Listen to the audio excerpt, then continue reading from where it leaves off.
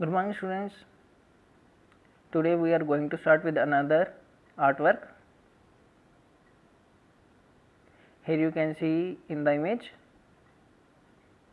it's a jar. So let's talk about this. Name, painted earthen wave jar, medium terracotta, location Mohenjodaro, collection national museum New Delhi. तो क्या है ये? Painted earthen wave jar है ये, terracotta medium है इसका, location Mohenjodaro, collection national museum New Delhi. इसके बाद डिस्क्रिप्शन है, in the excavated remains of the Indus valley civilization plain pottery is more commonly found than the painted ones. Rare pieces of pottery painted in several colors have also been found.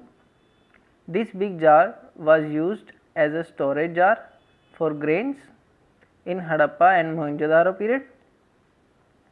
This jar is made on potter's wheel with skilled hands.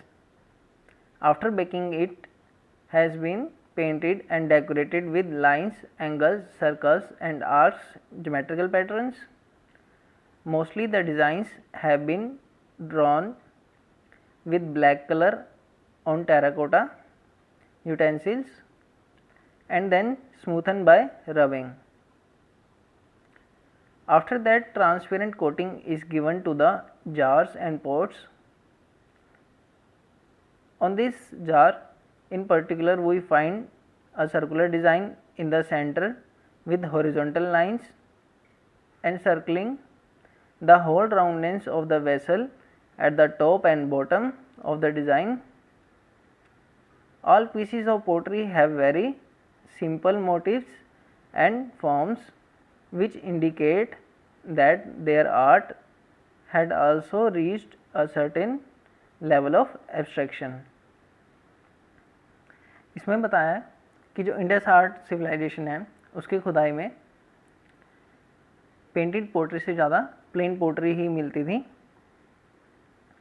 और rare piece ऐसे होते थे जिसमें pottery को paint किया जाता था several colours में। और ये जो जार होते थे उनको कैसे यूज़ किया जाता था? As a storage jar use किया जाता था जिसमें ग्रेन्स रखे जाते थे, उनको उसमें स्टोर किया जाता था।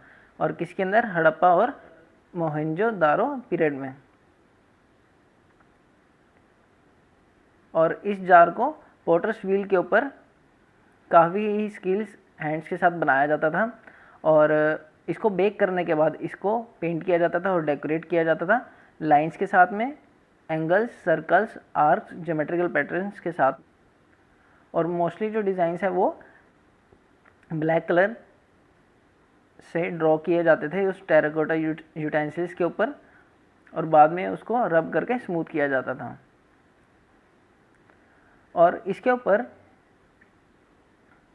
बाद में एक ट्रांसपेरेंट कोटिंग भी की जाती थी जार्स और पॉट्स के ऊपर और इनके ऊपर पर्टिकुलर डिज़ाइंस भी मिलते थे जो कि सर्कुलर डिज़ाइंस होते थे।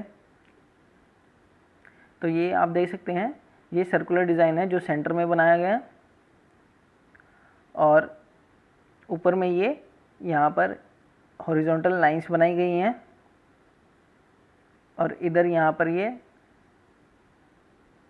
टॉप में और बॉटम में ये सर्कुलर लाइंस हैं। जो सभी पोर्ट्स होते थे वो काफ़ी ही सिंपल मोटिव्स और फॉर्म्स में बनाए जाते थे जो कि ये बताते हैं कि वो एक उनकी जो आर्ट है वो एक सर्टेन लेवल के एब्स्ट्रैक्शन पर पहुंच गई थी। The shining coating of Harappa pottery is the earliest example of its kind in the ancient world. It is strange that the material they used at that time was of such great quality that even after thousands of years the shine on them is still intact. तो क्या ये जो shiny coating की जाती थी हड़प्पा पोटरीज के ऊपर वो सबसे पहले एंशिएंट वर्ल्ड में ये एग्जाम्पल रहे हैं और इसमें स्ट्रेंज बात यह है कि जो इसके ऊपर मटेरियल यूज़ किया जाता था शाइनी कोटिंग के लिए, वो आज के समय में थाउजेंड्स ऑफ ईयर के बाद भी उनकी शाइन वैसे की वैसी ही है. So therefore it's really a such great thing, these jars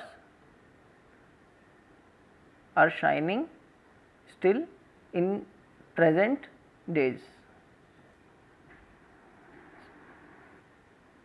So I hope you understand it very well,